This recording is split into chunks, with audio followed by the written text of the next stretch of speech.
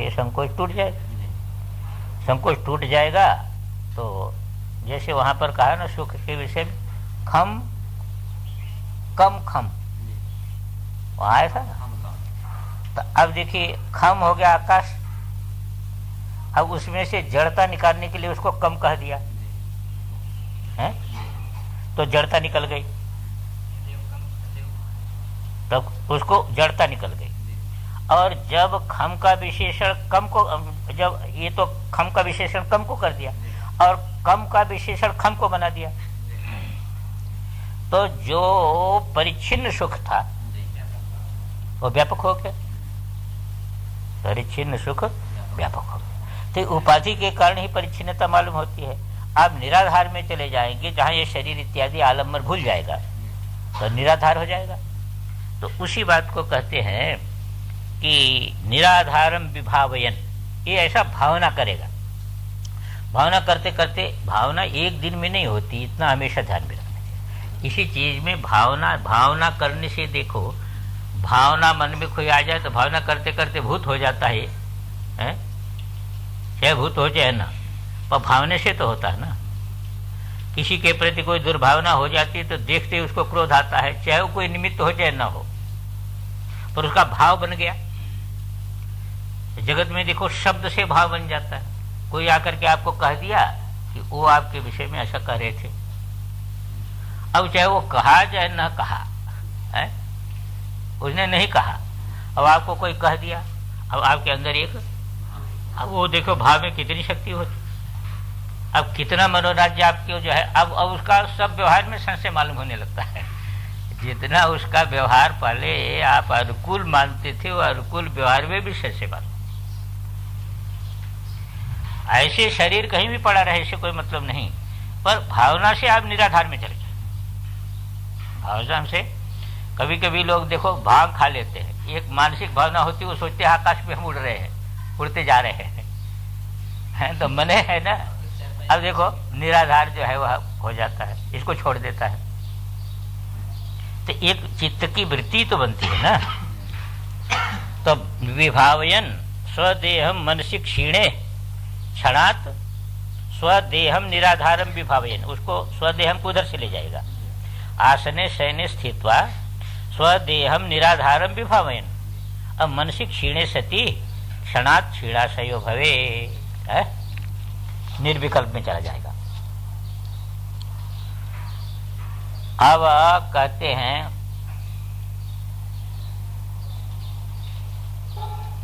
ये तो हो गया आसन आदि पर बैठ, पर कहते हैं ऐसे भी हो सकता है। चलासने स्थित शनैर्वा देह चालनात् प्रशांते मानसी भावी देवी दिव्योग मापनुयात।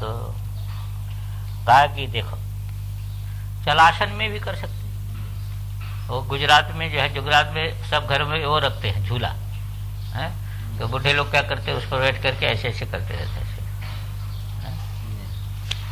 तो ऐसे शरीर हिलता रहता है। थोड़ा शरीर क्या होता है, शरीर हिलता रहता है कि नहीं, उसमें भी बहुत काम होता है। अब की बार मैं जो है देखा, अब की बार जहाँ पर हम ठहरे थे वहाँ पर गए तो कृष्णानंद स्वामी जी रहते थे, तो बाहर एक झूला था, तो मैं उसी पर जाकर के बैठ जाता था और ऐसे ऐसे उसको थोड़ा हिलाता था। तो ऐसे जब हिलता था तो हिलने के बाद फिर उसी आधार पर जो है मन को बड़ा भारी जो है एक प्रसाद उत्पन्न होता था अंदर। वो तो अभ्यास से मालूम होता है। मैं तो 2-4 दिन किया, तो मैं पाठ आदि ध्यान आदि वही करता था, और वो ऐसे ऐसे ऐसे ऐसे हिलता रहता था, ऐसे जरा जरा हिलता रहता। पर उसके साथ एक जो है वह मन में एक विलक्षण आधड़ में है ना, आधड़ में, तो वो बाधक नहीं होता था, वो साधक होता था। ये हमने अनुभव करके देखा।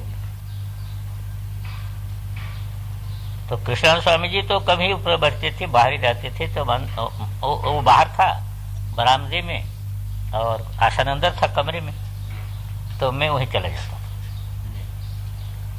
तो ऐसे उसको पहले ऐसे ऐसे ऐसे कर देता था, ऐसे, तो ऐसे धीरे धीरे फिर वो बहुत शांति से झूलता था, तो जैसे जैसे शांति से झूलता था ऐसे चित्त में एक बड़ा शांत वातावरण बनता था। प्रशांते मानसे भावे देवी दिव्योघमाप्नुयात्। कहा कि हे देवी, चलासने स्थित है, जो चलासन है ना, जैसे एक स्थिर आसन होता है जिसमें आप बैठते हैं, ये स्थिर आसन है, वो है चलासन। कोई कहते हैं कि जो है वह ऐसा मान लो झूला नहीं है, तो अब घोड़े इत्यादि पर तो क्या होगा, पर यह है कि मोटर गाड़ी में हो जाता। ये चलासन हो गया। शनेरवा देह चालनात्। किसी को हमने ऐसा भी देखा है कि वो ऐसे ऐसे करते रहते हैं, पर ऐसा मत समझिए कि इससे उनका चित्त जो है वह वो चंचल है। वो ऐसा ऐसा उनका एक ठेका हो जाता है जिसके आधार पर वो अंतर्मुख हो जाते हैं। ये तो बाह्य एक ठेका है ना, कहीं से भी आधार। इस चैतन्य क्या है कि इसको एक आधार चाहिए, इसको एक आधार चाहिए। जैसे अभी देखिए कितनी जो है दवाओं के कितने पहले होम्योपैथिक चला है, अब देखो एक्यूपेंचर यहाँ ऐसा करो, अब कोई आधार ले लो कोई आधार ले लो और संकल्प को चैतन्याश्रित करो, वो सिद्धि तो मिल जाएगी। चुंबक चिकित्सा तो ये चिकित्सा तो कहीं जो है वो जो भी कोई बाहर कोई का आधार ले लो, वो आधार का और कुछ नहीं तात्पर्य, उस आधार का तात्पर्य नहीं। इसका प्रयोग करके हमने देखा बच्चे छोटे जो है वो हाथ दिखाते थे, तो हमने उसको बंद कर दिया। फिर मैं क्या करता था कि फिर जब जाता था तो ऐसे नाड़ी पकड़ लेता था, और नाड़ी पकड़ के जैसा विचार आया ऐसा बोलना शुरू कर देता था, तो सब बात सही हो जाती थी। तो नाड़ी से क्या संबंध है उस ज्योतिष का? एक कुछ भी आप आएगा आधार बना लो भाई, मन होना चाहिए। मन क्या है कि मन एक भूमिका में पहुंच गया, मन एक भूमिका में पहुंच जाए तो मन भूमिका पहुंच जाए तो आप बोलने लगे।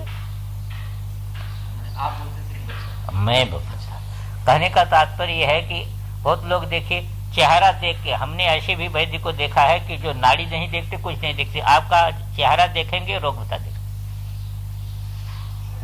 वो कहीं भी अभ्यास केंद्रित होना चाहिए, कहीं भी अभ्यास केंद्रित होना चाहिए। नाड़ी पकड़ के जो बोलते थे वो यथार्थ, भाई जैसे ज्योतिषी लोग बोलते ऐसे हम भी बोल देते थे। ठीक जैसे ज्योतिषी का यथार्थ होता था ऐसे मेरा भी हो जाता था।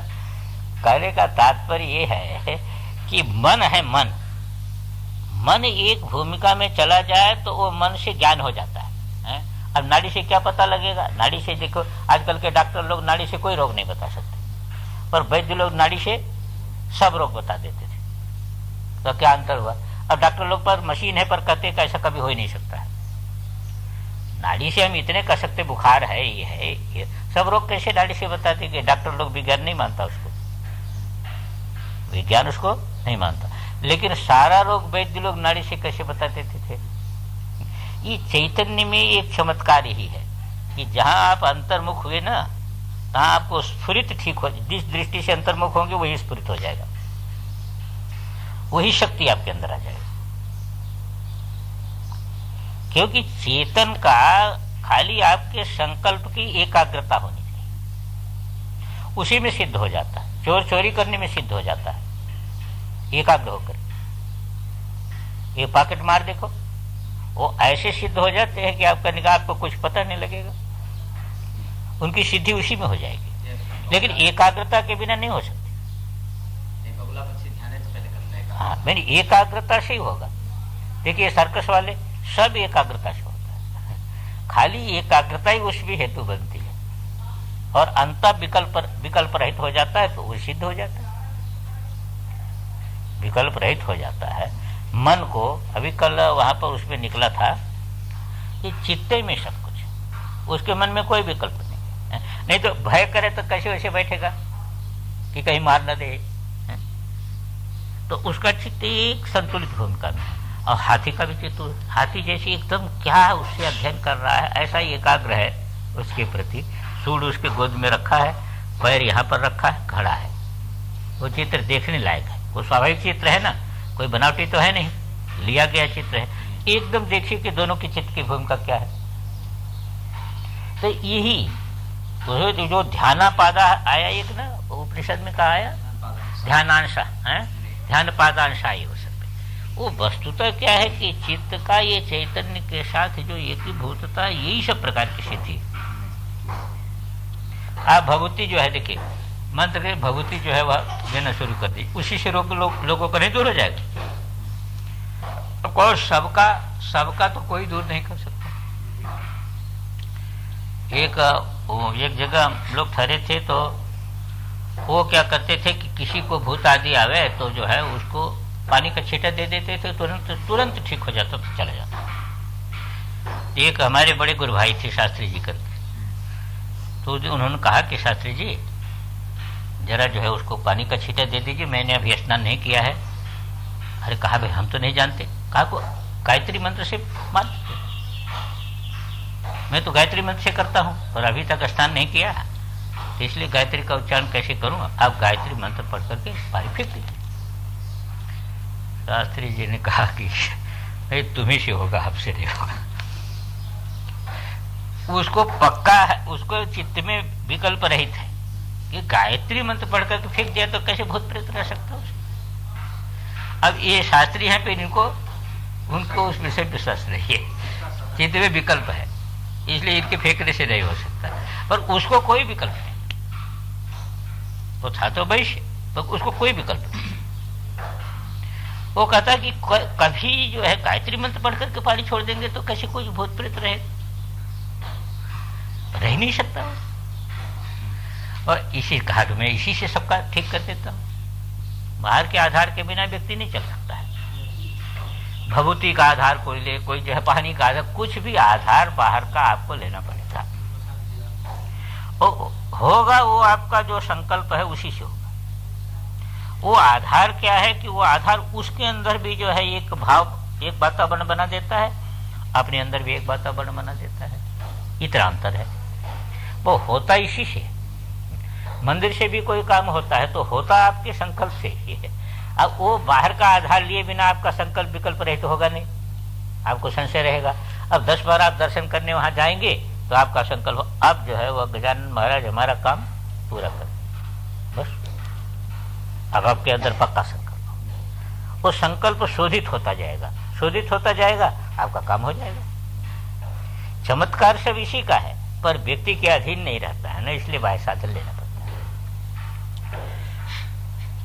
इसलिए कहा कि आकाशम जलाशनी हो गया ना, तो देवी दिव्यो को मापने यार। कहा कि आकाशम विमलम पश्यन कृत्वा दृष्टिम निरंतराम स्तब्धात्मा तत्क्षणात् देवी भैरवम बपुरापनुयात्। कहा कभी एकांत में चले जाइए, घोर मैदान है बढ़िया, और दृष्टि को कहा केंद्रित कर दीजिए, ऊपर केंद्रित कर दीजिए और उसको स्थिर बनाइए वहां पर, इधर उधर न जाने पाए। जब स्थिर बनाएंगे तो वहां पर कोई चित्र तो है नहीं, अन्य चीज नहीं है, तो धीरे धीरे धीरे धीरे धीरे धीरे धीरे धीरे वो दृष्टि और मन आपका शांत हो जाएगा, स्थिर हो जाएगा।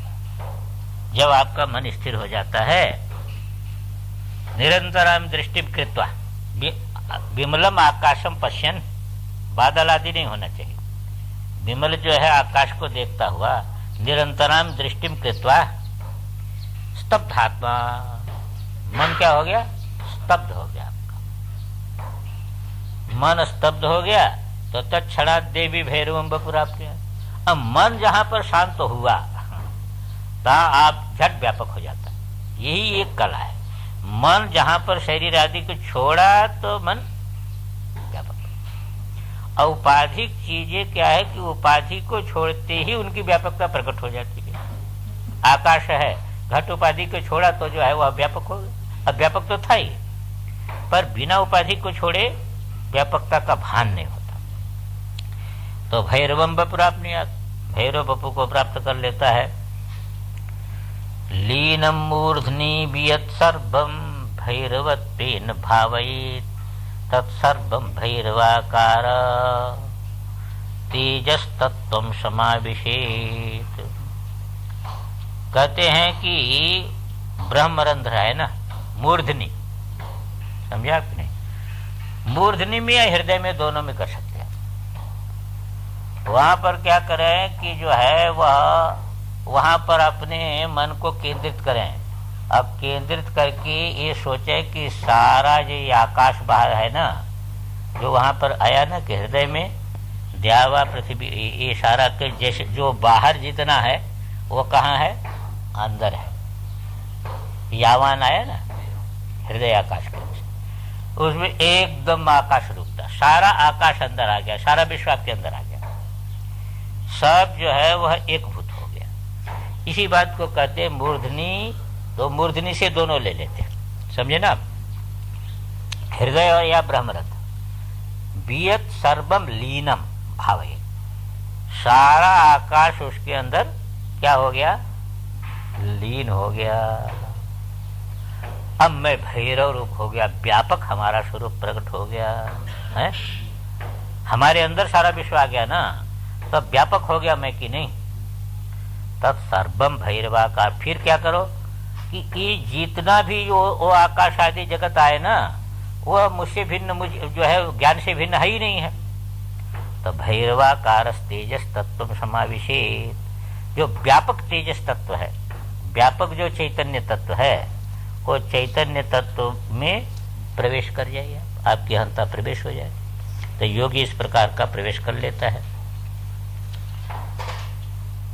अब कहते हैं कि किंचित ज्ञातम द्वैतदायी बाह्यालोकस्तमः पुनः विश्वादि भैरवम रूपम ज्ञात्वानंत प्रकाशभृत।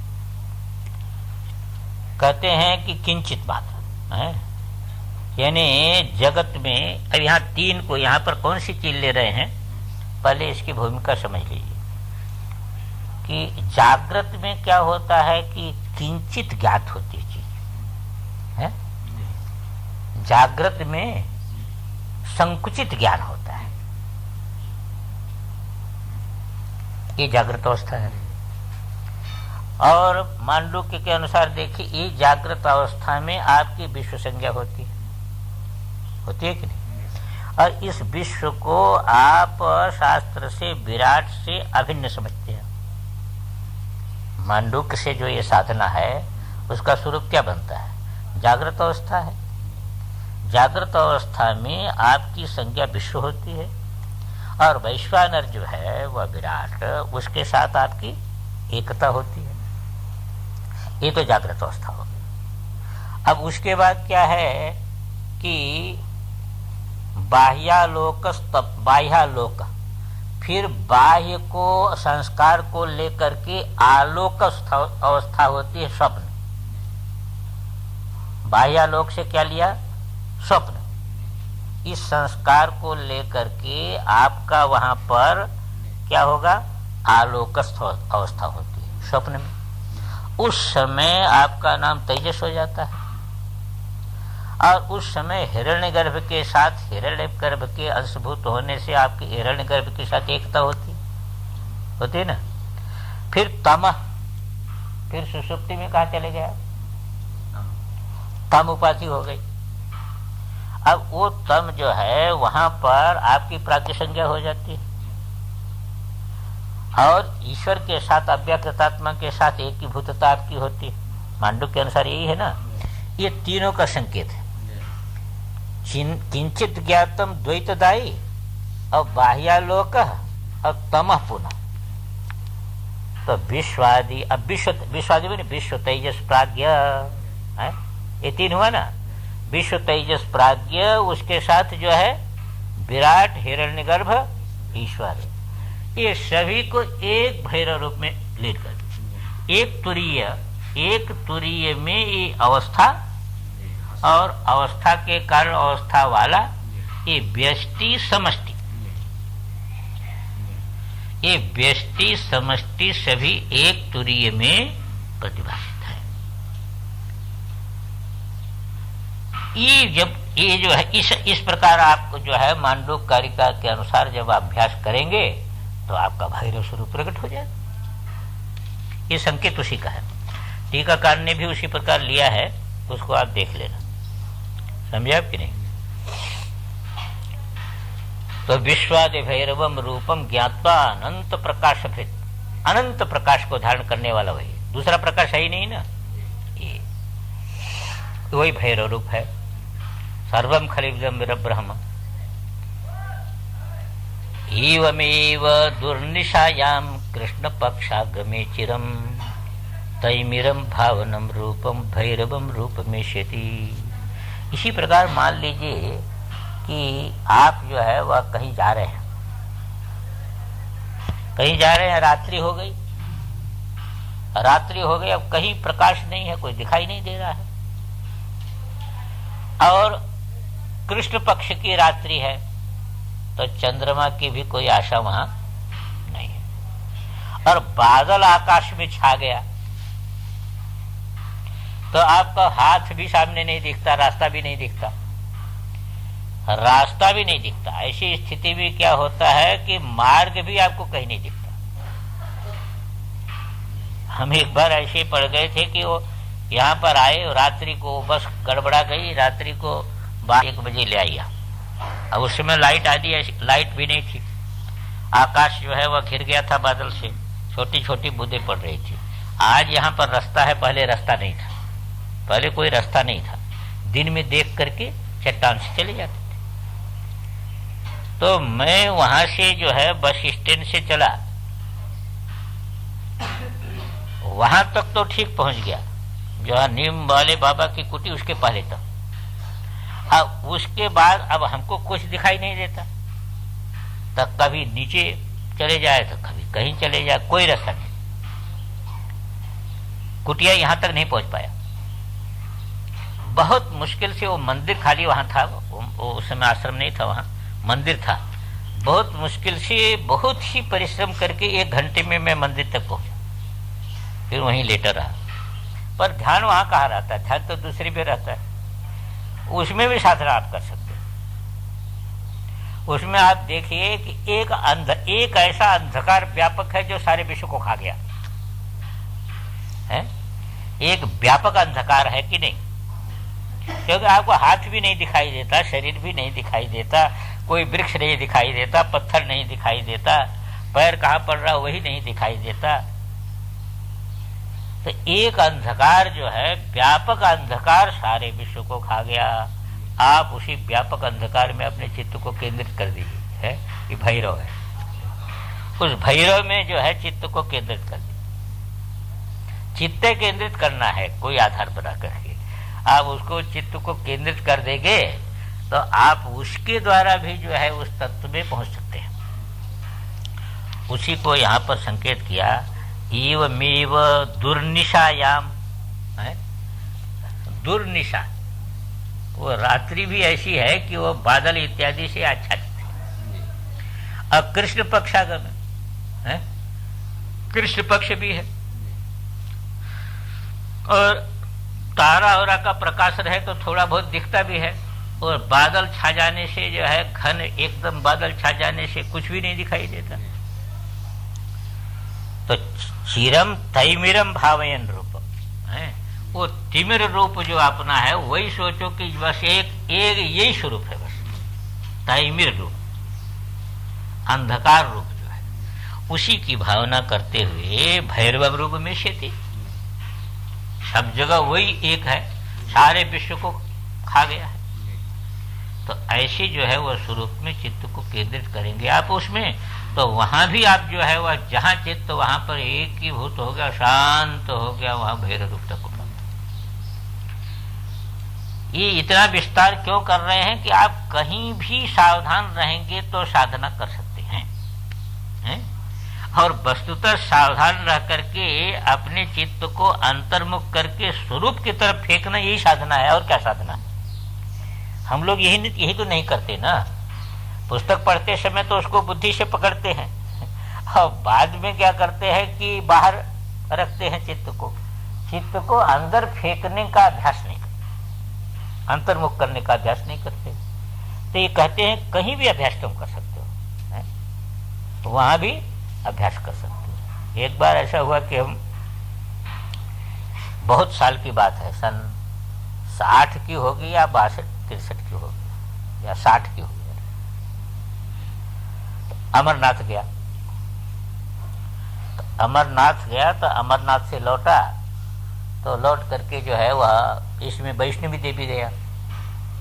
पहले एक दो महात्मा वहाँ पर इनके गुरु रहते थे, धीरेन्द्र ब्रह्मचारी के गुरु, एक गुफा है वहाँ से कटरा से उधर, बड़े अच्छे महात्मा थे, बड़े अच्छे योगी थे, हमने सुना था। तो मैं उनके दर्शन के लिए गया, उतर गया बस से वहाँ उतर गया। उस दिन तो बड़ा भारी चमत्कार एक हुआ, बड़ा विलक्षण हुआ। विलक्षण क्या हो गया, मैं बस में बैठा तो एक ये जम्मू में कोई कॉलेज है उसका प्रिंसिपल हमारे सामने बैठा था और मेरे पास क्या था, एक आलपी और एक कंबल, और उस समय अवस्था तो कम थी।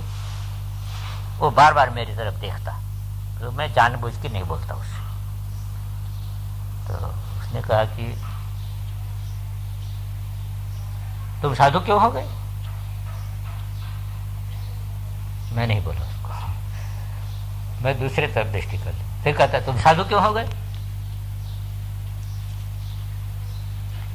हमने कहा कि व्यक्ति जो है वह फालतू व्यक्ति है। हमने कहा किसने आपको कहा कि मैं साधु हो गया? हमने कहा किसने आपको कहा कि साधु हो गया? वो घोड़ा है। हमने कहा कि कैसे आपने कह दिया? कौन कहा कि मैं साधु? कहा कि साधु का कपड़ा पहने। हमने कहा कि तो तुम इसका मतलब ये है कि तुम सूट बूट पहने हो तो तुमको हम कह देंगे अंग्रेज कब से हो गए? कपड़ा पहनने से क्या होता है? कपड़ा तो ये भारतीय नहीं जो तुम पहने। अब जो है वो बड़े चक्कर में पड़ गया, हमने कहा ये बताओ क्या करते हैं आप? कहा कि मैं वहाँ कॉलेज में प्रिंसिपल हूँ। हमने कहा प्रिंसिपल क्यों हो गए? इंजीनियर क्यों नहीं हुए? अरे भाई तुम प्रिंसिपल क्यों हो गए, इंजीनियर क्यों नहीं हुए? जानते हो इसका कभी विचार किया? तुम्हारे साथ के पढ़ने वाले जितने लड़के थे सब प्रिंसिपल हैं?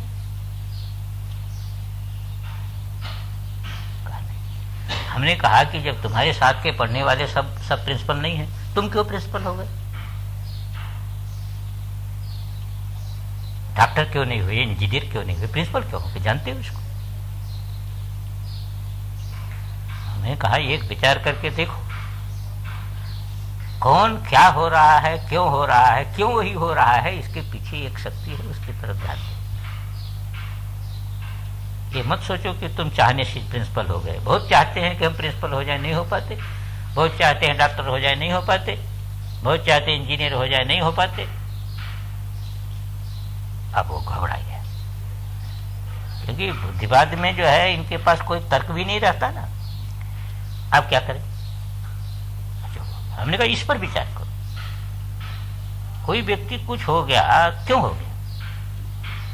तो जिस शक्ति से तुम प्रिंसिपल हो गए, उसी शक्ति से जो है मैं जैसा हुई हूं। तो कहते तुम साधु क्यों हो गए, साधु क्यों हो गए? हमने तो नहीं कहा तुमको कि मैं साधु हूं। अवस्था कम थी मेरी, इसलिए वो अपना पूछा होगा। तो फिर चुप हो गया, फिर कोई बात करता रहा। फिर हमने पूछा भाई वो महात्मा रहते योगी, हमका वो उनका दर्शन करना है, जहाँ पर उनका आश्रम से नजदीक पड़ेगा वहां पर बस रोकवा देना, हमको उतारना है। तो जानता था, तो उसने रोकवाया। तो मैं जो है वहाँ उतर के वो नीचे उतरा, रुपया निकाला देने लगा। हमने कहा रुपया नहीं ले सकता। उन्होंने कहा कि मैं आज तक जीवन में कभी किसी साधु को एक पैसा नहीं दिया। हमने कहा नहीं दिया तो नहीं दिया तो आज तुमको क्या हो गया कि जो है वह कहा कि बस ये आप समझ लीजिए, आप नहीं लेंगे तो हमको बहुत बड़ा दुख हो जाएगा। मैंने जीवन में कभी किसी साधु को एक पैसा नहीं दिया। बस जाने लगी, पैसा नहीं। कहने का तात्पर्य है कि एक घटना हुई। फिर जो है मैं गया तो महात्मा बुढ़े थे, धीरेन्द्र ब्रह्मचारी के व्यवहार से पसंद नहीं थे। वो योगी थे, वो बहुत अच्छे योगी थे। मैं रात भर वहाँ ठहरा उनके पास, बहुत अच्छे महात्मा। उसके बाद कटरा आ गया। कटरा से वैष्णवी देवी के दर्शन के लिए गया। अब वैष्णवी देवी के दर्शन के लिए गया तो उस समय बिजली आदि तो हाथ थी नहीं, कुछ नहीं थी, और दो रास्ता नहीं था। वो गुफा थी, गुफा के अंदर ही जो है वह वो वैष्णवी देवी है, जो गए होंगे वो जानते होंगे। अब 2 रास्ता हो गया, बिजली हो गई, सब हो गए, पहले तो नहीं था। अब मेरे पास एक वही अल्पी थी, हमें स्नान किया। अब कोई वो या तो भीड़ नहीं थी, अभी तो कहते लाइन लगानी पड़ती है हमेशा। तो हमने पंडित से पूछा तो भाई देवी कहाँ है, तो कहा इसके अंदर घुस जाओ। अब इतना उसका छेद था, उसमें से पानी आ रहा था और अंदर तो अंधकार था। और उसने देखा इसके पास तो कुछ है नहीं, तो उसने कहा इसमें घुस जाओ। हमने उसमें सिर छोड़ करके देखा तो हमको तो अंधकार ही तो। हमने कहा कि भाई इसमें जो है, इसमें से तो पानी आ रहा है, वो पानी पानी चले जाओ। अब मैं हिम्मत करके जो है उसमें, इतने तो उसका मुख था, अब तो पता नहीं, पर मुख तो मेरा ख्याल नहीं बिगाड़ा होगा, उतने है ना। अब मैं हिम्मत करके उसके अंदर घुसा। अब उसके अंदर घुस करके जब थोड़ा चला तो अब वो ऐसे है ना, ऐसे गुफा है, ऐसे गुफा ऐसे है। तो वो जो दीपक वहां पर देवी के यहाँ रखा हुआ, उसका प्रकाश नहीं था उसमें, और कोई प्रकाश तो था नहीं, हमारे पास टार्च आदि भी नहीं थी। तो अब हम इधर सिर करें तो इधर हमको लगे पत्थर, इधर सिर करें तो इधर पत्थर लगे। अब पानी में से जो है वह, पानी में से चलना, और घोर अंधकार, हाथ में नहीं दिखाई देता। मैं हिम्मत करके थोड़ी देर तक चला। हमने कहा कि बस वहां खड़ा हो गया। हमने कहा हे देवी, तुमने तो ऐसे संकट में डाल दिया हमको कि हम न पीछे जा सकते हैं न आगे जा सकते हैं। अब कैसे ऐसे करें तो इधर पत्थर लगे सिर में, और ऐसे करें तो इधर पत्थर लगे सिर में। अब अंधकार में पता नहीं लगता ना, है? ऐसे घूमने के लिए सिर करें तो इधर पत्थर लगे हमारे सिर में, और ऐसे करें तो इधर पत्थर लगे। हमारे संकट में पड़ गए। मैंने आंख बंद कर लिया। अब आंख बंद करके खड़ा हो गया उसी पानी में। हमने कहा अब क्या करें, अब करें तो क्या करें।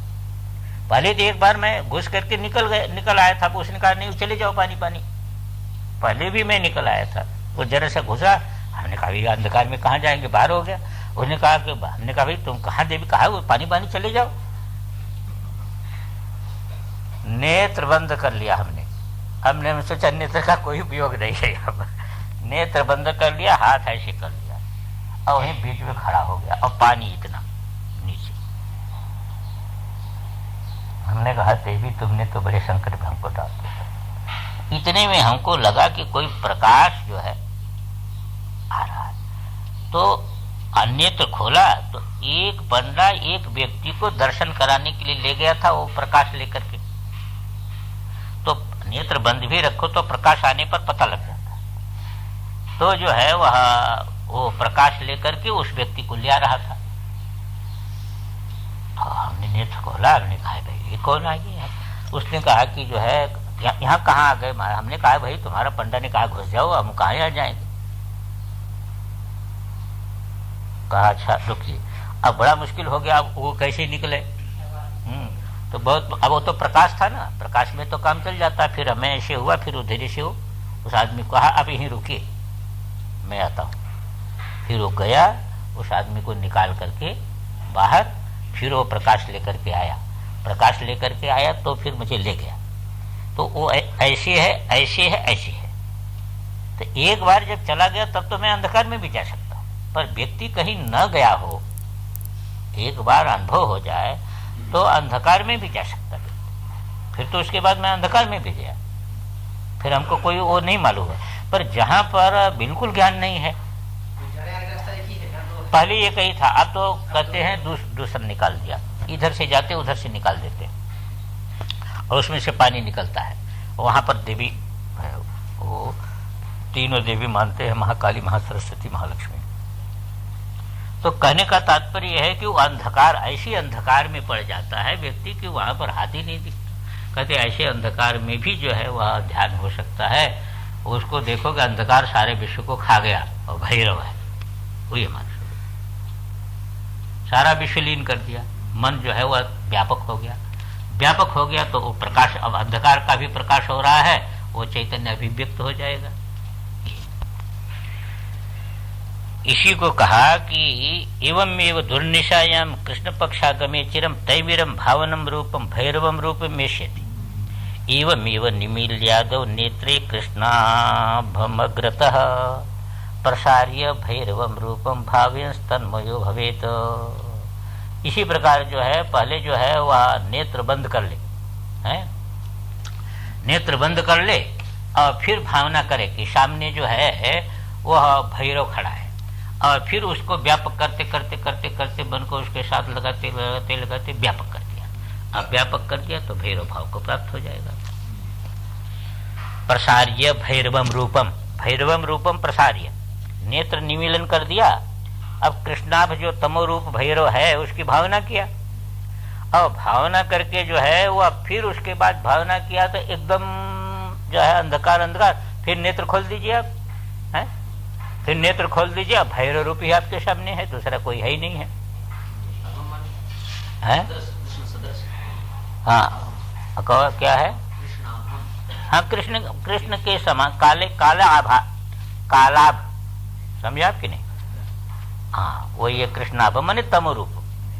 कृष्णाभ माने अंधकार कैसा होता है? कृष्णाभ होता है, तम रूप होता है। अच्छा अब कहते यस्य कस्येन्द्रियस्यापि व्याघाताच्च निरोधतः प्रविष्टस्याद्वये शून्ये तत्रैव आत्मा प्रकाशते। कहते हैं कि जिस किसी भी इंद्रिय का कभी कभी क्या होता है कि बरबस इंद्रिय शक्ति कुंठित हो जाती है, कभी कभी इंद्रिय शक्ति बरबस कुंठित हो जाती है, व्याघात हो जाता है। कोई व्याघात हो गया, कभी कभी तो प्रकाश में कुंठित हो जाती है, नेत्र आपका कुंठित हो जाता है, आप बिल्कुल नहीं देख सकते हैं। तो ऐसे क्या होता है कि कभी कभी किसी व्याघात में कुंठित हो जाती है, और कभी कभी आप निरोध से उसको निरोध कर दिया इंद्रियों का, तो इंद्रियां अपना जो है वह बहिर्मुखता छूट गई उनकी। तो दोनों है, इसीलिए कहा कि व्याघाताच्च निरोधता, व्याघातात निरोधतश्च, ऐसा लगाएगा, समझे ना। अब इंद्रिय जो है जब बहिर्मुखता उनकी छूट गई है तो इंद्रिय हो गई अंतर्मुख, इंद्रिय हो गई अंतर्मुख। अब अंतर्मुख हो गई तो बाहर का आधार आपका सब छूट गया। अब मन को जो है बाहर के आधार से रहित कर लीजिए, अभ्यास से बनेगा।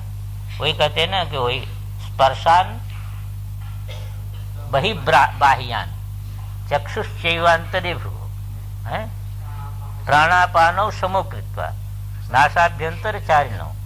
आगे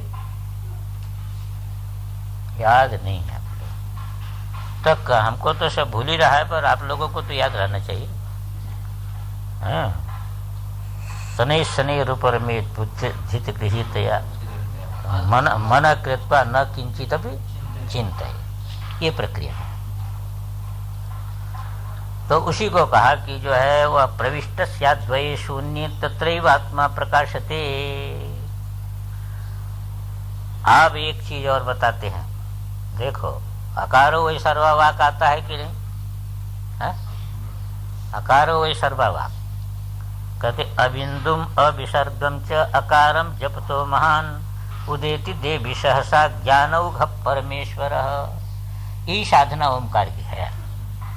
यहाँ तो आकार को लेके बताया, इसी कहते हैं कि ओंकार का निरंतर जो है अभ्यास करता है तो श्रुति कहती है कि 6 महीने में उसको ज्ञान प्रकट हो जाता है। शास्त्र पूर्वक यदि ओंकार का जो है वह प्रतिदिन 12,000 जप करे और निरंतर जो है उसकी भावना करे ओंकार से, श्वास श्वास में उसी की भावना चले, खाते पीते उठते बैठते चलते फिरते ओंकार की भावना, और 12,000 जो है विधि पूर्वक उसका जप करे रोज। तो श्रुति कहती है कि 6 महीने में जो है ज्ञान उसको। अब लोग ऐसा मानते हैं कि आज के कली में 2 वर्ष, इसीलिए सन्यास जो लेता है उसको विशेष जोड़ मैं देता हूं कि 2 वर्ष 12,000 जो है प्रणों का जप। तो कई लोग तो प्रणों का जप कर लेते हैं पर वो निरंतर भावना नहीं कर पाते, योग्यता न होने से निरंतर भावना नहीं होती। पर 2 वर्ष तो 12,000 प्रतिदिन जप करनी चाहिए सन्यास के बाद, ये श्रुति कहती है। तो यहाँ पर कहते हैं कि देखो अबिंदु अविसर्गम चाप, अम भी मत करो, अह भी मत करो। बिंदु को भी छोड़ दो और विसर्ग को भी छोड़ दो। समझे आप कि नहीं? बिंदु और विसर्ग दोनों को छोड़ दो। बिंदु में जो है वह नाद है और विसर्ग में रूप है, ये दोनों को छोड़ दो, खाली अनुत्तर को लो है, और उसी का निरंतर अनुसंधान करो, निरंतर उसको प्राण के साथ एकीभूत करके जप करो। बिंदु विसर्ग रहित, बिंदु विसर्ग रहित। अकारम जप तो बहान है, उसमें भी कार निकाल देना, खाली अ को ही रखना अनुत्तर को। तो उदेति देवी सहसा, ऐसा निरंतर अनुसंधान करते करते करते करते करते करते क्या होता है कि उदेति देवी, हे देवी सहसा ज्ञान औघ परमेश्वर उदेति है। वही इसी को कहा ना, परम च अपरम च ब्रह्म, ये तो ओंकार ही का। इतना व्याख्यान करके जो है वह यमराज ने क्या कहा, ओम मिति एतत्, बस यही उपदेश है, ओम मिति एतत्। इसका जो है वह आधार जो ले लेता है तो कहते हैं ज्ञान औघ परमेश्वर सहसा उदेति। ज्ञान पुंज जो है, ज्ञप्ति स्वरूप जो परमेश्वर है, वह एकाएक उसके हृदय में प्रकट हो जाता है, उसके हृदय में प्रकट हो जाता है। एकमेवा द्वितीय ब्रह्म उसके हृदय में प्रकट हो जाता है, क्योंकि अ में ही सब कुछ है। अरे जो ओंकार में सब कुछ लिया तो उसका मतलब अ में ही सब, क्योंकि उदाहरण तो ये दिया ना, आकारो वे सर्व पर, अनुत्तर वही है ना, उसी से सारे वर्ण, वर्ण से शब्द, शब्द से अर्थ। तो इसलिए वो आधार है, सत्ता तत्व है। तो वो जो है ज्ञान जो है ज्ञप्ति स्वरूप वह परमेश्वर जो है वह प्रकट हो जाता है। इस प्रकार की यदि कोई साधना करता है तो ओम पूर्णमदः पूर्णमिदं बिंदुम अविसर्गम च अकारम जपतो महान उदेति देवी सहसा ज्ञानौघ परमेश्वर। परमेश्वर है ज्ञानौघ, यानी ज्ञान का जो है वह सिंधु व्यक्ति, और विशिष्ट ज्ञान उसके जो है लहरी है। अब कहते वर्णस्य स विसर्गस्य विसर्गान्तं चितिं कुरु निराधारेण चित्तेन स्पृशेद ब्रह्म सनातनम। पहले तो कहा था कि जो है वह विसर्ग और बिंदु रहित अ। अब कहते हैं कि वर्ण, यानी वर्ण जाति यहां ले लीजिए। वो कैसी है कि वर्ण जाति, यही सारी सृष्टि का हेतु है ना। वो सृष्टि स्वभाव है, सविसर्ग है। वर्णस्य का विशेषण हो गया सविसर्ग। विसर्ग माने उत्पत्ति, सृष्टि। ये संपूर्ण सृष्टि शक्ति युक्त है। ये मातृका, इसीलिए इसका नाम मातृका है ना, ये मातृका है। संपूर्ण सृष्टि की उत्पत्ति इसी से। बस वहाँ तो जो है वह सृष्टि के आदि में जो हिरण्यगर्भ है, ब्रह्मा है, वो खाली वर्ण का उच्चारण ही तो करता है ना। भू ऐसा उच्चारण किया तो भूल लोक उत्पन्न हो जाता, शब्द से सृष्टि। इसलिए वर्ण का स्वभाव जो है विसर्ग है, माने उत्पत्ति स्वभाव है। तो सविसर्गस्य वर्णस्य है, हाँ, ऐसा जो वर्ण है उसको विसर्गांत बनाओ। विसर्गांत बनाई, विसर्गांत कैसे होगा? अरे भाई सृष्टि स्वभाव का जो है उसका अंत कैसे होगा? आप अंतर्मुख हो जाओ तो वर्ण का सृष्टि स्वभाव खत्म हो गया, आप बहिर्मुख हो जाओ तो वर्ण का सृष्टि स्वभाव हो गया। इसलिए विसर्ग स्वभावांतम यथा स्यात् तथा, विसर्ग स्वभाव का अंत